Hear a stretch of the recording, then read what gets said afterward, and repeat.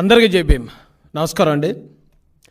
ఈరోజు ఆంధ్రప్రదేశ్లో Jaganmohan Reddy and co fake batch అంతా కలిసి ఒక ప్రచారం మొదలుపెట్టారు.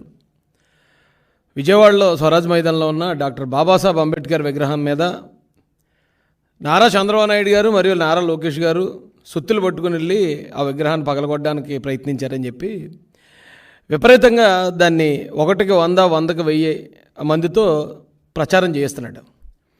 కనీసం ఈ రాష్ట్రంలో ఉన్న ప్రజలు జ్ఞానవంతులు అనుకుంటాడా లేకపోతే మరీ తెంగరపప్పలు అనుకుంటాడా నాకైతే అర్థం కావట్లేదు. జగన్మోహన్ రెడ్డి 2019 ముందు ఇలాంటి కొన్ని ప్రచారాలు చేశారండి. ఒకటి, ఎవరైతే వివేకానంద రెడ్డి గారు ఉన్నారో వివేకానంద రెడ్డి గారిని చంపేసి ఉదయం 8 గంటలకి గుండెపోటుతో చనిపోయాడని ప్రచారం చేశారు ఫస్ట్. అదే సాక్షి మీడియా నుంచి, జగన్ మీడియా నుంచి. తర్వాత మరుసటి రోజుకే లేదు నారా చంద్రబాబు నాయుడు గారే చంపేశారు, ఆయన చేతిలో కత్తి పెట్టి నారాసుర రక్త చరిత్ర అని రాసిన వెధవన్నారు వెధవలు వెళ్ళు. అలాంటి వ్యక్తులు ఈ రోజున నారా చంద్రబాబు నాయుడు గారు, లోకేష్ గారు అంబేద్కర్ గారి విగ్రహం మీద దాడి చేశారు అంటున్నారండి. కోడికత్తి ప్రచారం చేశారు. కానీ సిబిఐ, ఎన్ఐఏ కూడా క్లియర్గా చెప్పింది ఆ రెండు కూడా తప్పుడు ప్రచారాలే. జగన్మోహన్ రెడ్డి అంటే బ్యాచే వివేకానంద రెడ్డి గారిని చంపిందని తెలియజేశారు. కోడికత్తి అంతా డ్రామా అని తెలియజేశారు. దీంతోపాటు నారా చంద్రబాబు నాయుడు గారి మీద ఎస్సీలుగా ఎవరైనా పుట్టాలనుకుంటారా అని అన్నారు అని ముందు వెనక కట్ చేసి ఓ తప్పుడు ప్రచారం చేశారండి. నిజానికి అప్పుడు చంద్రబాబు నాయుడు గారు ఇక్కడున్న ఈ రెండే కులాలు, ఒకటి ధనవంతులు, 2 పేదలు, నేను ఎప్పుడు పేదల పక్షాన ఉంటానన్నాడు మహానుభావుడు. ఆ మాటను కూడా వక్రీకరించి దళితులకు వ్యతిరేకంగా మాట్లాడాడు, ఎస్సీలని పుట్టుకుని అవమానించారు చంద్రబాబు నాయుడు గారని చాలా విపరీతంగా అప్పుడు కూడా ప్రచారం చేశారు. దాంతోపాటే మొన్న నారా లోకేష్ గారు దళితులకి జగన్మోహన్ రెడ్డి పీకిందేం లేదు పొడిచిందేం లేదని అంటే ఆ మాటను ముందు వెనక కట్ చేసి దళితులు పీకిందేం లేదు పొడిచిందేం లేదన్నారు నారా లోకేష్ గారని తప్పుడు ప్రచారం చేసిన తప్పుడు యాదవులండి. వీళ్ళు నిజంగా మనుషులు పుట్టారా అబద్ధాలకు పుట్టారో నాకైతే అర్థం కావట్లేదు. కానీ ఇలాంటి తప్పుడు ప్రచారాలు చేసిన ఇదే వెధవలు ఈ రోజున డాక్టర్ బాబాసాహెబ్ అంబేద్కర్ విగ్రహం మీద నారా చంద్రబాబు నాయుడు గారు, లోకేష్ గారు దాడి చేశారని చెప్తున్నారండి. నేను ఆ స్టాట్యూని సందర్శించి వచ్చాను. అక్కడ చూస్తే బాబాసాహెబ్ అంబేద్కర్ గారి విగ్రహం 125 అడుగులు ఉన్నా సరే ఆ విగ్రహాన్ని డామినేట్ చేస్తూ ఇంతంత తాటిగా ఎంత అక్షరాలతో వైఎస్ జగన్మోహన్ రెడ్డి అని పెద్ద పెద్ద అక్షరాలతో పేరు రాసుకున్నాడండి. ఇతను పేరు రాసుకుంటే ఎవడికో నచ్చలేదు. ఎందుకు నచ్చలేదు అంటే దానికి కూడా కొన్ని కారణాలు ఉంటాయండి. ఇప్పుడు జగన్మోహన్ రెడ్డి అధికారంలోకి వచ్చిన వెంటనే అంబేద్కర్ గారి పేరు విదేశీ విద్యకు తీసేసి జగన్ పేరు పెట్టుకున్నాడు.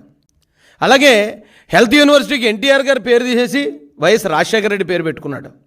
అయితే ఎవడో అమాయకుడు ఒకవేళ గవర్నమెంట్ మారితే ఇలా పేరు తీసేయలేమో, జగన్మోహన్ రెడ్డి పేరు కూడా తీసేసి ఇక్కడ చంద్రబాబు నాయుడు గారి పేరు పెట్టలేమో, ఒకవేళ జగన్మోహన్ రెడ్డి మర్చిపోయారేమో ఈ గవర్నమెంట్ అని చెప్పి ఎవడో పీకి పారేసి ఉంటాడు. అది ఎవరైతే పీకేశారో తెలుగుదేశం పార్టీ నుంచి మేము ఖండిస్తున్నాం. అలాంటి దాన్ని కూడా ఖచ్చితంగా వారి మీద కూడా పార్టీ చర్యలు తీసుకుంటుంది.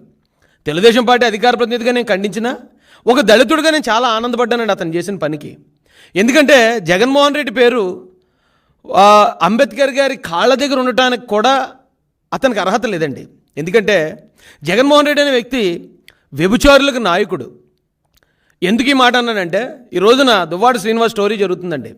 దువ్వాడ శ్రీనివాస్కి నేను గర్ల్ ఫ్రెండ్ అంటూ వచ్చింది ఒక ఆమె డైరెక్ట్గా చెప్తుంది, మేము అడల్టరీ చేస్తున్నాం, మేము వ్యభిచారం చేస్తున్నాం, నేను దువ్వాడ శ్రీనివాస్ అని డైరెక్ట్ చెప్తుంది. వైసీపీ లీడర్ అట ఆమె.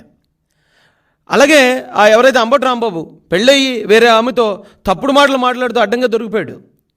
గోరంట్ల మాధవ్ అతను న్యూడ్ కాల్ మాట్లాడుతూ అడ్డంగా దొరికాడు. అంటే న్యూడ్ కాల్ అయితే భార్యతో అయితే మాట్లాడు కదా. వీళ్ళందరూ వ్యభిచారులే. ఈ వ్యభిచారులకు నాయకుడు ఎవరంటే జగన్మోహన్ రెడ్డే. వ్యభిచారులతో పాటు అలాంటి వ్యభిచారులకి నాయకుడైన వ్యక్తి అంబేద్కర్ గారి పాదాల దగ్గర ఉండటానికి, అంబేద్కర్ గారి విగ్రహాన్ని పెట్టానంటానికి అతనికి అర్హత ఉందండి? హంతకులకు నాయకుడు జగన్మోహన్ రెడ్డి. నేనే చంపాను, శవాన్ని డోర్ డెలివరీ చేశానని అనంతబాబుకి, అలాగే బాబాయిని చంపేసిన అవినాష్ రెడ్డికి, డాక్టర్ సుధాకర్ గారిని రోడ్డు మీద ఈడ్చి కొట్టి పిచ్చోని చేసి చంపేసిన పెట్ల గణేష్కి, ఇలాంటి నాయకులందరికీ పెద్ద నాయకుడు, పెద్ద డాను జగన్మోహన్ రెడ్డి. అలాంటి నేరస్తులకు నాయకుడు అంబేద్కర్ గారి దగ్గర ఉండటానికి అర్హుడా? ఇంకా చెప్పాలంటే గంజాయి డాను జక్కంపూడి, ఆ డ్రగ్స్ డాను ద్వారంపూడి, ఇలాంటి వాళ్ళందరికీ నాయకుడు అండి. ఇలాంటి నేరస్తుడు, కరుడుగట్టిన నేరస్తుడు ఫ్యాబ్లో ఎస్కోబార్ అని మా నాయకుడు చంద్రబాబు నాయుడు గారు అన్నారండి తను ఆల్రెడీ. నిజం చెప్పాలంటే ఆ ఫ్యాబ్లో ఎస్కోబార్ కూడా ఎందుకు పనికిరాడు జగన్మోహన్ రెడ్డికి? అలాంటి వ్యక్తి ఈ రోజున మేము అంబేద్కర్ గారి విగ్రహం పెట్టాం కాబట్టి ఆ పేరు వేసుకుంటాం మేము అని చెప్పి మాట్లాడతారా? ఏమండి, వివేకానంద రెడ్డి గారి విగ్రహం పెట్టి ఆ విగ్రహం మీద అవినాష్ రెడ్డి పేరు, జగన్మోహన్ రెడ్డి పేరు వేసుకుంటే, ఆ సునీత రెడ్డి గారు కనుక ఒప్పుకుంటే అంబేద్కర్ గారి విగ్రహం మీద అతను పేరు వేసుకోవడానికి మేము ఒప్పుకుంటామండి.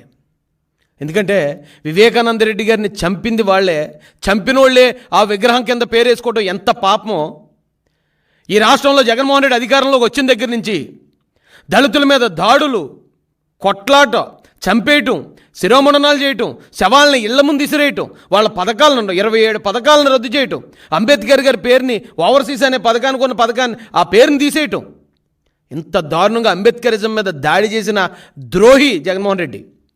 అలాంటి జగన్మోహన్ రెడ్డి అంబేద్కర్ గారి విగ్రహం పెట్టాడు కాబట్టి అతను పేరు వేసుకుంటాడా? ఎవడో చెప్తున్నాడండి అంబేద్కర్ విగ్రహంకి దాత అని. ఎవడు దాత? జగన్మోహన్ రెడ్డి గారి తాత రాజారెడ్డి గారు డబ్బులు తెచ్చి పెట్టాడా? లేకపోతే వాళ్ళ నాన్నగారు వైఎస్ రాజశేఖర రెడ్డి డబ్బులు తెచ్చి పెట్టాడా? అది ఎస్సీ సప్లాన్ నిధుల డబ్బులు అవి. ఆ డబ్బులతో విగ్రహం పక్క రాష్ట్రంలోనేమో 146 కోట్లకి అయితే ఇక్కడ 400 కోట్లు అయింది. అంటే అంబేద్కర్ గారి విగ్రహం పేరుతో కూడా 250 కోట్లు దోచుకున్న వ్యక్తి జగన్మోహన్ రెడ్డి. ఆయన ఏం ఊరికే దళితుల మీద ప్రేమతో చేయలేదండి. ఒకవేళ నిజంగా అంబేద్కర్ గారి మీద అతనికి అంత గౌరవం ఉంది, దళితుల మీద అంత ప్రేమ ఉంటే పులివెందుల్లో ఏమైనా పెట్టించాడా విగ్రహాన్ని? 125 అడుగులు అక్కర్లే, కనీసం ఒక 8 అడుగుల విగ్రహం పులివెందుల్లో వాళ్ళ ఇంటి ముందు పెట్టించాడా? లేదా కడపలో ఒక 40 అడుగుల విగ్రహం పెట్టించాడా? అతని బతుకులు ఎప్పుడైనా అంబేద్కర్ గారి జోలికి వెళ్ళాడా? అరే, పక్కనున్న కోనసీమ జిల్లాకు అంబేద్కర్ గారి పేరు పెట్టాలని నారా చంద్రబాబు నాయుడు గారు ఒప్పుకున్నారు, పవన్ కళ్యాణ్ గారు ఒప్పుకున్నారు, రాష్ట్ర ప్రజలందరూ ఒప్పుకున్న ఆ పేరు అంబేద్కర్ గారి పేరు పెట్టకుండా అక్కడ అల్లర్లకు కారణమయ్యి అల్లర్లకు కుట్ర తెరలేపి సొంత మంత్రిని అలాగే ఎమ్మెల్యేంటిని కూడా తగలబెట్టించి కోనసీమలో అల్లర్లు లేపుదామని ప్రయత్నించిన వ్యక్తి జగన్మోహన్ రెడ్డి. అలాంటి జగన్మోహన్ రెడ్డి ఈ రోజున అంబేద్కర్ గారు అంటే గౌరవం ఉంది కాబట్టి అంబేద్కర్ గారికి ఆ విగ్రహం పెట్టించాడంటే ఎవడండి నమ్మేది? ఇంకా ఈ రాష్ట్రంలో దళితులు ఇంకా ఆ పరిస్థితుల్లో ఉన్నారని అనుకుంటే అంతకన్నా దౌర్భాగ్యుడు ఇంకొకళ్ళు లేడు. ఈ రోజున నారా చంద్రబాబు నాయుడు గారు దళితులకు వ్యతిరేకంగా ఆయన్ని చిత్రీకరించాలి, దళితులకు శత్రువుని చేయాలని చేసిన ప్రయత్నాలన్నీ ఈ రోజున ఆంధ్రప్రదేశ్లో ఉన్న దళితులందరూ తెలుసుకున్నారు కనుకే ఈ జగన్మోహన్ రెడ్డిని 11 సీట్లకు ఇచ్చి మూలన కూర్చోబెట్టారు. అదే దళితులకి నారా చంద్రబాబు నాయుడు గారు దళితుల నుంచి బాలయోగ్ గారు లాంటి గొప్ప నాయకుడిని కేంద్రంలో లోక్సభలో కూర్చోబెట్టి ప్రధానమంత్రిని సైతం లేచి గౌరవించే స్థానం ఇచ్చారు నారా చంద్రబాబు నాయుడు గారు. ఈ రాష్ట్రంలో దళితులకి 27 పథకాలు ఇచ్చారు. రే బాబు, మీరు కూడా విదేశాలు వెళ్ళి చదువుకుంటే అంబేద్కర్ అంత టోళ్ళు అవుతారు మీరని ఆ పథకానికి అంబేద్కర్ గారి పేరు పెట్టింది నారా చంద్రబాబు నాయుడు గారు. వందలాది మంది ఎస్సీ ఎస్టీ బీసీ పిల్లల్ని విదేశాలు పంపించి చదివించాడు మానవుడు. అలాంటి వ్యక్తిని, అలాంటి దళిత బంధువైన నారా చంద్రబాబు నాయుడు గారిని ఈ రోజున దళితులకు వ్యతిరేకం చేయాలి, మళ్ళీ ఇక్కడ విద్వేషాలు రేపాలనే ఒక భయంకరమైన కుట్రకు తెరలేపిన జగన్మోహన్ రెడ్డిని ఇమీడియట్గా కంట్రోల్ చేయాల్సిందిగా ఈ రాష్ట్ర డీజీపీ గారిని కోరుకుంటున్నామండి. ఎందుకంటే అక్కడ జరిగింది జగన్మోహన్ రెడ్డి పేరు మీద దాడి. దళిత ద్రోహి జగన్మోహన్ రెడ్డి అంబేద్కర్ గారి దగ్గర అతని పేరు ఉండటానికి అతనికి అర్హత లేదని ఎవరికో కోపం వచ్చింది. దాన్ని పగలగొడితే దాన్ని 2 కులాల మధ్యలో గొడవగా చిత్రీకరించాలని. నిజానికి అంబేద్కర్ గారి విగ్రహం ఇక్కడ పెట్టడానికి కూడా ఒక బలమైన కారణం ఉందండి.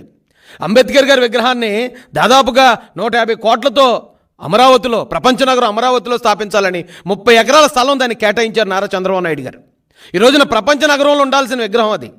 ఆ విగ్రహాన్ని అక్కడి నుంచి తీసుకొచ్చి, అంటే ఒక పక్కన అమరావతిని నాశనం చేయాలి, ఆ విగ్రహాన్ని తెచ్చి విజయవాడ స్వరాజ్ మైదానంలో పెట్టడం మొదలు పెడితే అక్కడున్న కమ్మ సోదరులు ఏమైనా వ్యతిరేకిస్తే అప్పుడు కమ్మలకి దళితులకి గొడవగా క్రియేట్ చేద్దాం, అల్లర్లు రేపుదామని అప్పుడు ప్లాన్ వేశాడు.